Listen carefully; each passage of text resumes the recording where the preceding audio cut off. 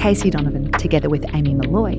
Thank you for joining us back in the space, a mindfulness podcast that's not like the others. On a Tuesday, our theme is On a Roll, where we explore tips to give you energy and momentum.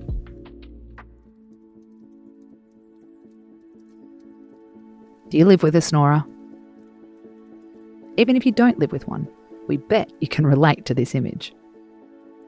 You're trying to get to sleep. You've got a big day tomorrow. Every time you drift off, you hear a deep rumble beside you. Even when you nudge them, it only gets louder. 40% of women admit their partner's snoring has forced them to sleep in a separate room. 3 in 10 said their partner's snoring caused arguments. More than 1 in 5 blamed snoring for impacting their sex lives. If you share with a snorer, you'll know that trying to muffle their noise rarely works. But focusing on our other senses could reduce our stress levels.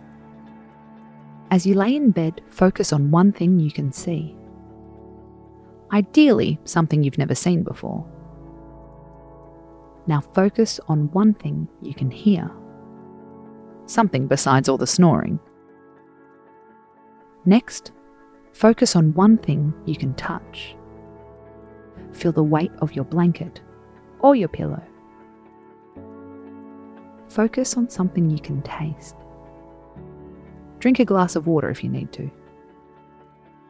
You can repeat this cycle multiple times. It's a form of sensual meditation. The aim is to stop ourselves obsessing over one thing. In this case, the trumpeting we can hear. We want to focus on something other than our trigger, their snoring, and your reaction to it, your anger. You might believe the answer is earplugs and an eye mask, but mindfulness goes for the opposite approach. Listen in. Focus more. You don't have to block out the world to stop it driving you nuts. I'm Casey Donovan, and you've been listening to The Space. Tune in tomorrow for another mood-boosting episode. Do you fear happiness? How to trust when things are going your way.